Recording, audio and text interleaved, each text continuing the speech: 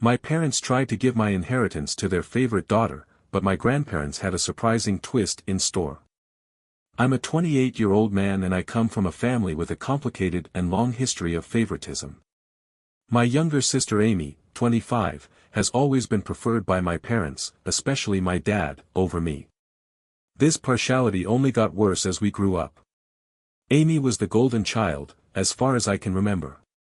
Our parents threw her an elaborate birthday party, including professional face painters, a bouncy castle and a petting zoo, when I was 5 and she was 2. I had a store-I-bought cake and a little family supper for my birthday that same year, which set the tone for years to come. As we got older, the differences became clearer. Amy always received the newest toys, the greatest clothes and most attention.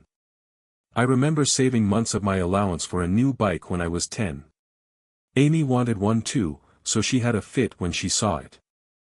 Rather than teaching her about waiting or saving, my parents went straight out and got her an even nicer bike than mine. Another example of this was at school. Amy's parents went to all of her school events, but they usually missed mine. I was in the school play in 4th grade and I'd spent weeks practicing, so I was really excited. My parents arrived and my parents were really biased. They went to all of Amy's school events but they never went to mine. I was in the school play in 4th grade and I practiced for weeks. I was really enthusiastic.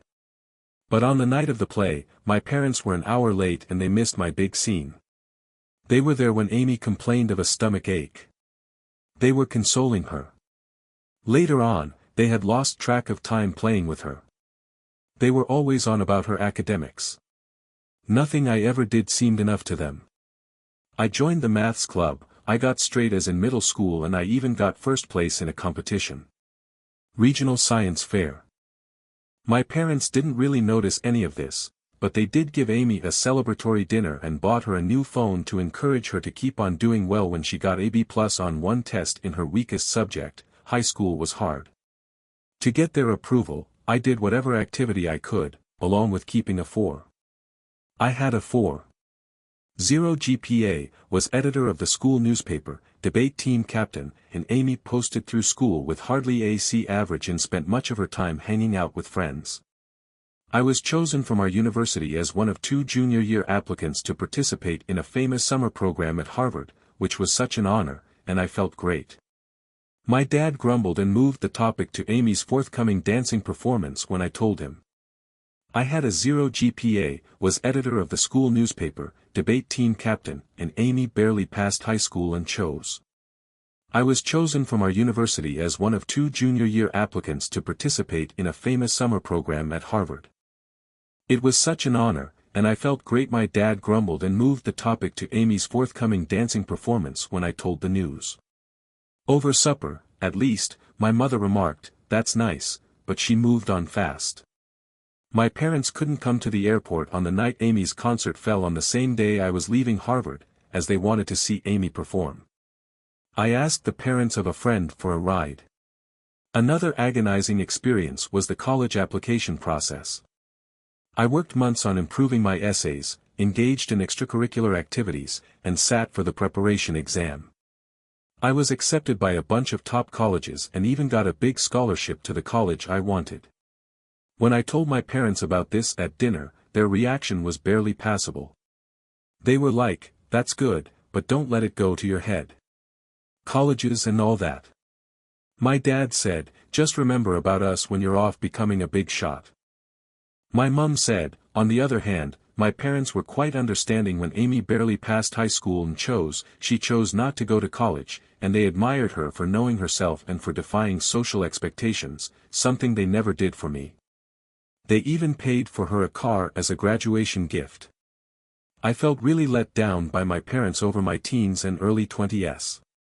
I had a lot of anxiety and depression, and I started therapy in college. I realized that it wasn't my parents' fault. I had to put in years of effort to develop myself. I had to learn to value myself and not rely on my parents' approval. My immediate family didn't help me, but I still managed to live a decent life. I finished college with honors, got a decent job in finance and even bought my own house by the time I was 27. My parents aren't, but but I'm glad of what I've accomplished. But then the drama kicked off on Dad's side. My grandfather passed away recently, leaving a pretty sizable estate. He started from nothing and built himself a successful business. In his will, he split everything equally among his grandchildren, including me, Amy, and our cousins, as well as his children, Dad, and his siblings. I got a decent chunk of it, about $500,000, which would have let me invest in my future, pay off my education loans and perhaps even launch my own company someday. This unanticipated windfall and the chances it could present made me happy when the will was read, though my parents clearly became agitated. Later, they drew me aside and said they felt it was unjust. I received an equal portion. Amy, who lives in our parents' basement and works part-time, and I were both in the know. Time at a coffee shop, Amy said she needed the money more because she was suffering. I tried to stay calm and said that Grandpa made this decision and they had no say in how he decided. They insisted I should act morally and give Amy my fair share. They got angry when I turned them down and started blaming me, calling me unappreciative and selfish. They talked about every time my dad could recall where they had helped me, though I worked part-time. I was in the coffee shop when she said she needed the money more because she was suffering. I was stunned, but I tried to stay calm. I told them that Grandpa made this decision and they had no say in it. They insisted that I should act morally and give Amy my fair share. They got angry when I refused and started blaming me, calling me unappreciative and selfish. They talked about every time my dad could remember that they had helped me, even though I worked part-time. Then it was time to help with money.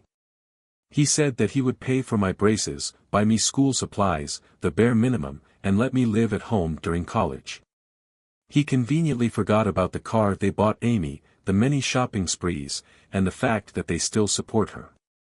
By 2025, the matter got more serious, and they started talking about the will. My dad decided to handle things himself, along with her own inheritance.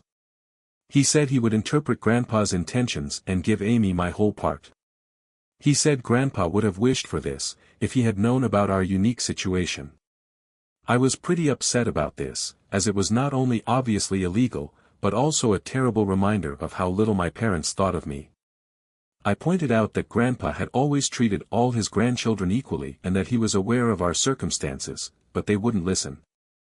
Then my mum accused me of speaking ill of the deceased by implying Grandpa would have preferred anything else to what my dad was advocating. I mentioned certain memories of Grandpa pushing my academic and career goals, but my parents brushed these off as misinterpretation. They said Grandpa wanted to make sure Amy was taken care of and had privately voiced worry about her future. They didn't have a response when I asked why he hadn't just written the will that way. Amy, for her part, was awkward about the circumstances, but didn't criticize our parents. She just gave me a shrug and said, "Mom and Dad know best." When I tried to talk to her privately, she obviously wasn't going to be much help. Feeling misled and hurt, I asked Grandpa's widow, my paternal grandmother, for GU. She got really angry when she heard what was going on. She told me that my parents couldn't change the will, and that this wasn't what Grandpa had intended. He'd made it clear to me that he didn't want any of his grandchildren to be treated unfairly. Grandma had planned to send some info that clarifies the matter. A few years ago, my parents asked Grandpa to give everything to Amy in his will. Grandpa had always said no, saying he thought all of his grandchildren should be treated the same. He even included a part in his will saying that anyone who challenged the fair distribution of his stuff would lose their share. With this knowledge, I challenged my parents. Grandma's disclosure of their earlier attempt to change the will shocked them, and they said they were only trying to look out for Amy's future. My dad tried to defend it, but I could see the guilt on their faces. Grandma acted right away. She got in touch with her wills. She also got in touch with my dad's siblings, who were just as outraged as her at what he was trying to do. Together, they put a stop to my dad's scheme and made sure that the will would be carried out as it was written. Although they weren't happy with me, my parents had to back off. They argued that I should have handled this in. She also got in touch with my dad's siblings, who were just as angry about what he was trying to do. They stopped my dad's scheme and made sure that the will was carried out as it said. But they're not happy with me, and my parents had to back off. They said I should have handled this in-house instead of getting other people involved, and accused me of turning the family against me. My mum sobbed about how I had split the family and deceived them. I said I had never expected anything from them anyway. When my dad threatened to cut me out of their will completely, I said I should probably accept the inheritance. They're threatening to break off all communication, and my dad even said that if I got the money, I wouldn't be welcome in their house. My mum said that if I took the money, it shows I never really loved them and was just looking to profit from their death. This has split the extended family. Some of my cousins are encouraging me, as they understand the long term. I said that if I got the money, they wouldn't want me around their house. My mum said that if I took it, it showed I never loved them and was just in it for the money. Some of my cousins think I should have given it to them, because they know how much I've always been favored. Others think I should have given it to them to keep the peace, because family harmony is more important than money. My dad's siblings are definitely on my side, but this has made things difficult for them and my parents. Amy's caught up in all this too. She told me she feels bad about it, even though she didn't ask for it, but she's not ready to challenge our parents. She's always depended on them and needed their praise, so she's not ready to do that. I'm holding her responsible for everything. I really wish she'd just help me out once. This whole situation has brought up a lot of past suffering and bitterness. I keep remembering all the times she was passed over or overlooked in favor of Amy, the birthday celebrations I missed, the school events my parents didn't go to, the successes that went unreported. I'm so angry about this situation. It's made me think about how unfair things have been for me since I was born. My parents and I don't speak to each other much now, and family events are awkward. I've had a lot of arguments with my parents recently, and I even missed our monthly family meal last week for the first time ever. I can handle the cold shoulders and accusing glares, but there's a lot of tension. I'm facing the unfair treatment by my parents for the first time in my life, declaring my value and refusing to be written off. It's terrible and freeing at once, but I think I'm in the right. The family drama is draining me. I haven't experienced anything like it since college. I've started having anxiety attacks again, which is probably a result of all this stress. I'm thinking about going back to therapy. Should I have refused to comply with my parents' expectations and accepted my inheritance? Should I have just handed Amy the money to maintain peace, even though I'm bored? I haven't experienced this since college, but I've had anxiety attacks again recently. I am thinking about going back to therapy. Should I have refused to comply with my parents' expectations and accepted my inheritance? Should I have just handed Amy the money to keep the peace, even though I'm bored of being the family scapegoat? I also fear losing my family completely. Any guidance or viewpoint would be much appreciated. Since my first post 6 months ago, a lot has happened. I want to thank everyone for their support and guidance. It truly kept me strong during trying times. Let me start with the legal aspect. Many of you advised me to. I did see my own lawyer, who confirmed that I had every right to inherit and that what my dad did was actually illegal. He helped me record everything and get ready to act legally if I needed to. Luckily, things didn't end up like that. With my dad's siblings, my grandma and her lawyer, we worked out things without involving the court. I got the whole fortune, and the will was carried out exactly as intended. Because of my dad's attempts to manipulate the will, he was removed as an executor. This was a pretty demanding process, spanning several weeks. My parents threatened to sue. There were tense meetings and furious phone calls, but ultimately the law was clear and they had to back off. It's still going on now, and the fallout from the family has been pretty dramatic. At first, my parents just dug their heels in. They said I was greedy and not looking after my sister, and they tried to get other family members on their side, saying I had forced Grandpa to give me money. Luckily, most of the family saw through it. But then, about a month after the will was accepted, there was one really unpleasant incident at a family gathering. My parents showed up unannounced, and my aunt was hosting, so she hadn't asked them to come.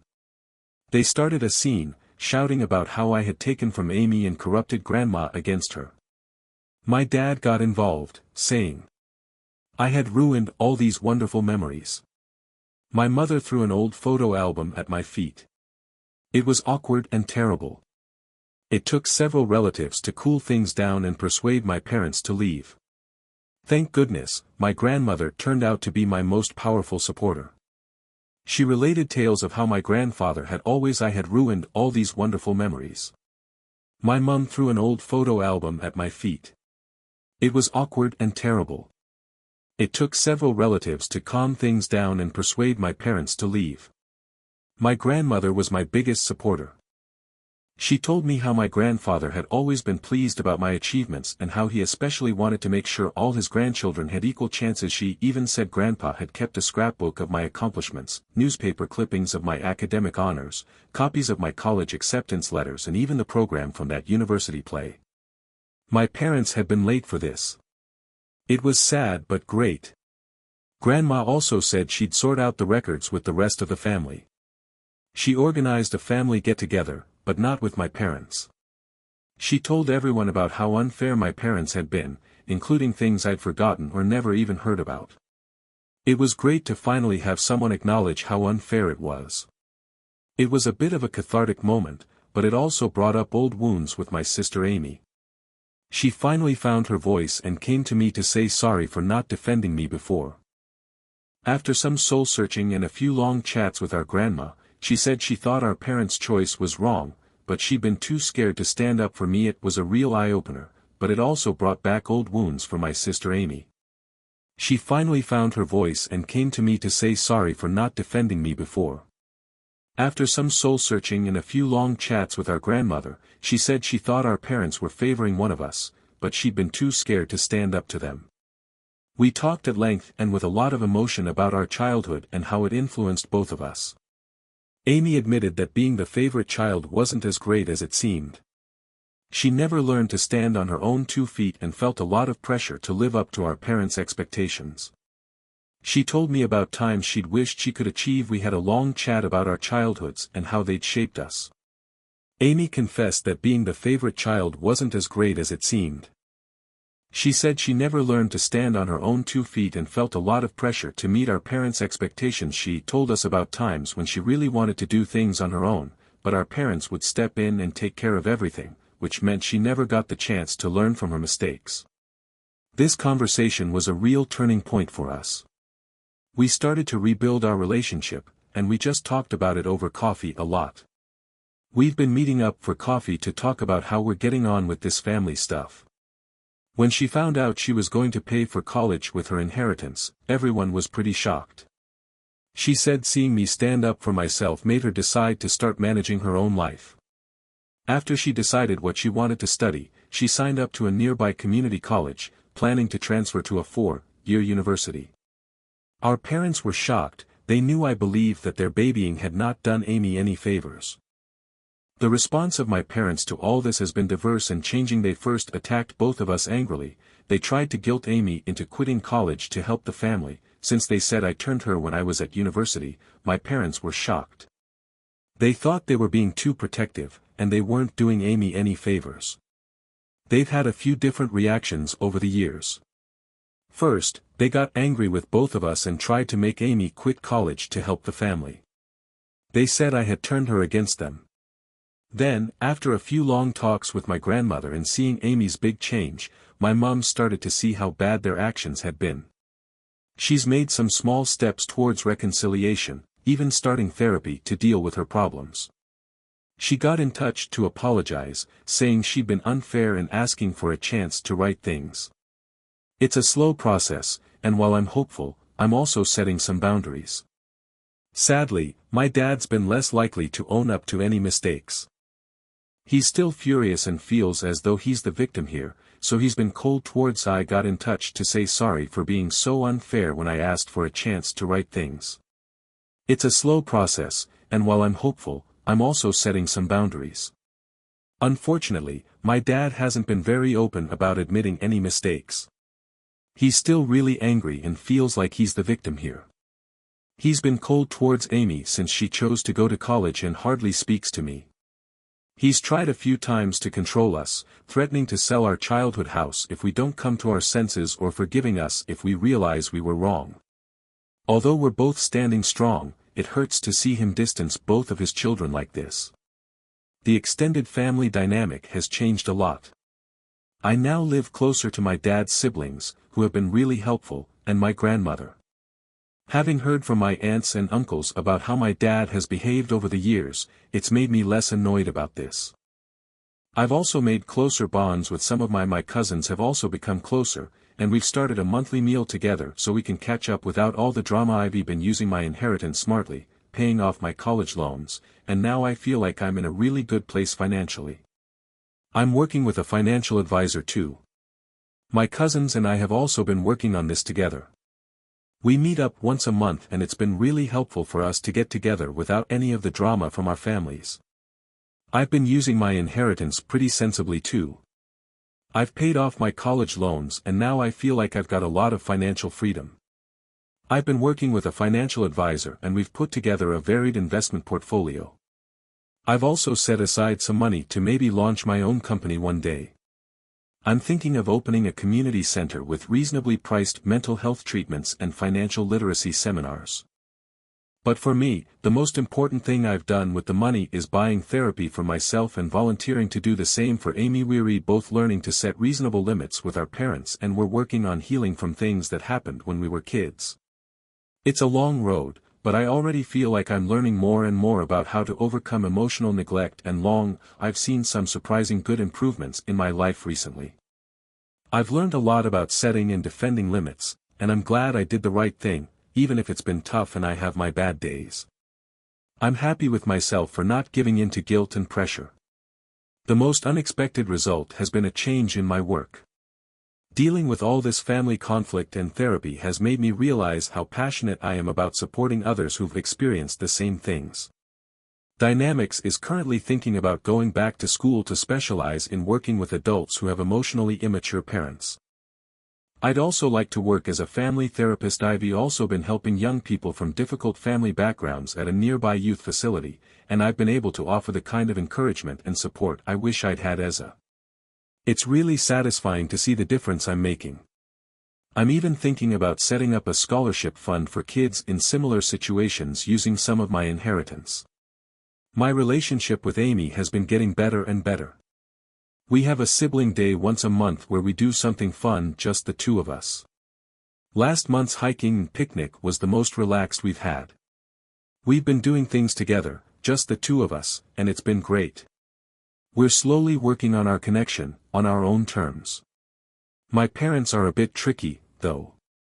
My mum's been seeing a therapist and she's started to see how her favoritism has caused problems. We've had a few one-on-one chats. We've had some honest chats about the past and where we're going, and we've even had a few lunch dates. It's not perfect, but we're making progress. My dad still doesn't like change, and he says he's done nothing wrong and that Amy and I should be grateful. He won't even be in the same room with me, so he missed a few family events. It's tough, but I'm trying to stop trying to change his mind or control how he reacts. My grandma has been a rock for Amy and me. She's been sharing more stories about our granddad and how he was proud of us for standing up for ourselves. He was a big believer in justice and understanding, so he was a great mediator when there were problems in the family. All this has taught me a lot about what family really means. I've realized that sometimes the family you choose can be more supportive than the one you grew up in, and you can develop a close-knit. I've also made some great friends who've been really helpful on this journey. I've got closer to my aunts, uncles and cousins who've been there for me, setting limits and practicing self. I've also become more aware of the importance of setting boundaries and taking care of myself. I am getting better at saying no to things that are bad for my mental health, and I don't feel bad about taking care of myself. I was so preoccupied with trying to make my parents happy that I had always put off investigating new interests and hobbies. I would advise you not to let someone make you feel bad about getting what is rightly yours. It's reasonable to defend yourself, even if it generates controversy. I've also become more aware of the importance of self-care. I'm getting better at saying no to things that are bad for my mental health, and I don't feel bad about putting my own well-being first anymore. I used to put off trying new things because I was always trying to please my parents. I'd like to say not to let people make you feel bad for asking for what you want, even if it means you'll be in trouble. You should always be treated fairly. Family dynamics can be tricky, but you should always be treated fairly. You're never too old to start living the life you deserve. See a therapist if you need to. Surround yourself with people who encourage you and don't be afraid to set boundaries. Who you are is more important than how your family treats you. Thanks again to everyone who gave me suggestions and encouragement. I really appreciated it, especially at a difficult time. It hasn't been easy, but I'm excited about the future and I feel more confident than I have in years. I'm looking forward to this new chapter of my life. I'm determined to put an end to the favoritism and build better relationships in my future family. As for my parents, things are a bit rocky. My mom's been seeing therapy and she's started to see how her favoritism has hurt us.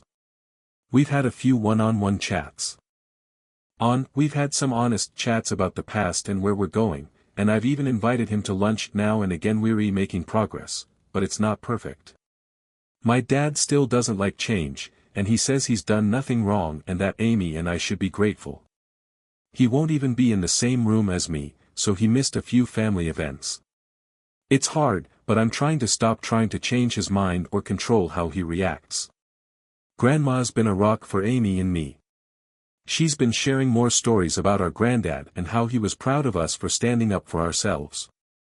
She's always been about justice and understanding, so she's been a great mediator in family problems. The whole thing's taught me a lot about what family really means. I've come to see that sometimes the family you choose can be more encouraging than the one you were raised in, and you can develop a close-knit. My grandma has been a great support in helping me get to know my grandfather better.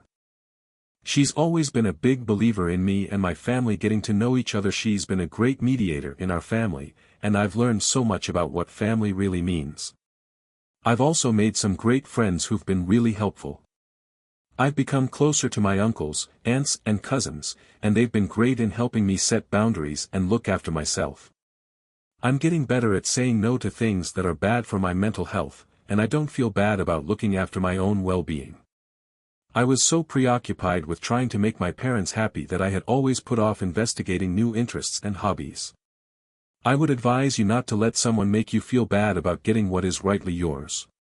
You should stand up for yourself, even if it generates controversy.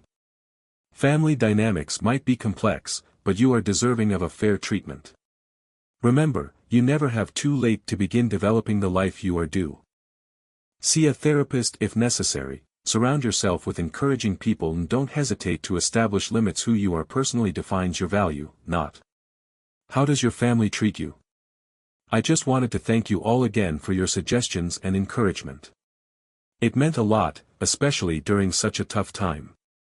It's been a bit of a journey, but I'm feeling really positive about the future. I've got a lot of self-assurance, which I haven't felt in years. I'm excited to see where this new chapter of my life takes me. I'm determined to break the cycle of favoritism and build better relationships in my future family. Thanks for watching.